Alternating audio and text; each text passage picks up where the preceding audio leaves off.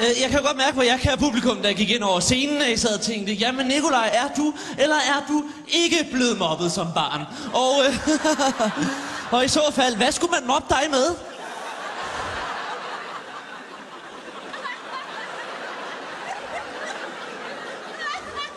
Idioter. For eksempel, jeg havde en svær barndom. For eksempel er jeg allergisk over for alt. Jeg ved godt, jeg ikke ligner sådan en, at jeg ligner lidt af en nature man. Og naturmand. Ja. Og ja, public service show. Og det der så, det jeg ikke huske som barn, når jeg var til børnefødselsdage, eller den jeg var med til. Jeg var ikke engang inviteret til mine egne. Men det der så var, det var, at når jeg var til børnefødselsdag, så var der tit en far, som kom ind med en lavkage, og så sagde alle børnene, der er lavkage! Og så var jeg ham med at sige, hvad der i?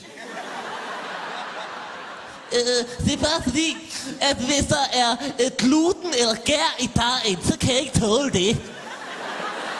Og jeg er også laktoseintolerant, så hvis der er kagecreme eller flødeskum eller anden form for mælk i, så kan jeg heller ikke tåle det.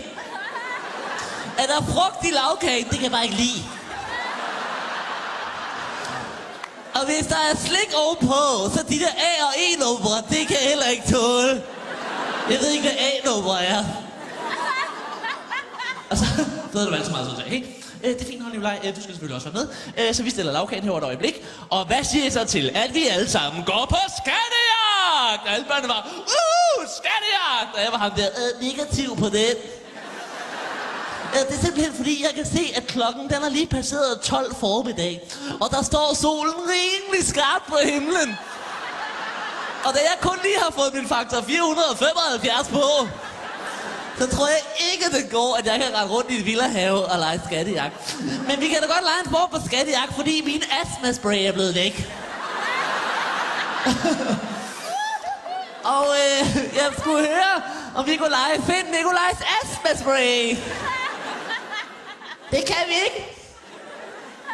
Så går jeg bare hjem. Eller venter på Falk, som jeg plejer. Kom der en stor fugl og fløj mig hjem. Det var meget mærkeligt. Nu er det jo sådan, at man sparker lidt udad. Eller slår rolle, man sparker lidt indad til sig selv. Og så kan man sparke lidt udad. Og det skal vi nu. Jeg vil høre, om I kender et fjernsynsprogram i farver, bevares, som hedder Fra skråt til slot. Sig hvis I kender det. Fedt. Det er til jer, der ikke sagde wow. Det er et tv-program, som handler om familier fra Randers, som der er ikke fedt. Som rigtig gerne vil have nogle nye vinduer, eller vinduer i det hele taget. Og så kommer der en lastbil med, hold nu fast, man skulle tro, det var deres hus, men det er blot en container. Og så får de 250 kroner til at bygge det, de kalder et slot. Ja, det burde hedde fra noget lort til noget andet lort. Det er det, titlen skulle have været. Men jeg kan jo godt se, hvad de prøver på, for det er jo en afart af det amerikanske tv-show, som hedder Extreme Home Makeovers, som handler om tykke, handicappede nære, som får blæst deres hus væk. De står der stadig så fede af de. Og så kommer der en bus fyldt med bøsser og bygger lortet op igen.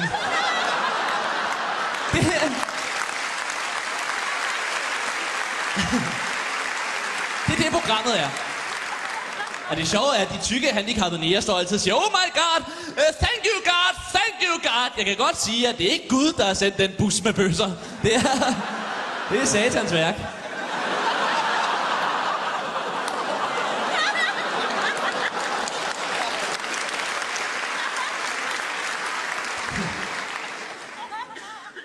Det er jer, der er syge i hovedet. Det er jer, der griner. Jeg fortrækker ikke en mine. Jeg sidder og ser programmet, der er en sød lille børnefamilie med, og der er en dreng, han ønsker sig så brændende et Barcelona-værelse. Han er stor fan af fodboldholdet Barcelona. Han har jo set, at i Extreme Home Makeovers kan de lave de vildeste ting, og det kan vi jo ikke i Fra skråt til slot. Han kommer hjem. Det, de har brugt pengene på, det var en radiator på hans værelse. Det siger også noget om levestandarden i Randers.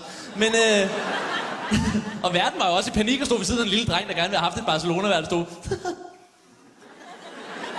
Synes du ikke har varmt?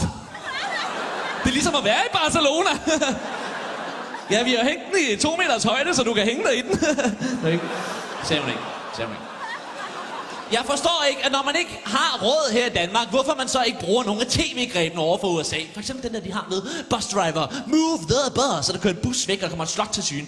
Jeg ved ikke, om jeg vil gå i Danmark med på en villavej, hvis man sagde, bus driver, move the bus. Og chaufføren på Firma siger, jeg kører først kvart over. Og så er det det. Eller hvis det er Jylland, Henning, flyt den campingvogn.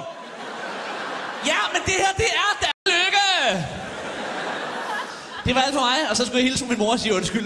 Tusind tak. Godt nytår!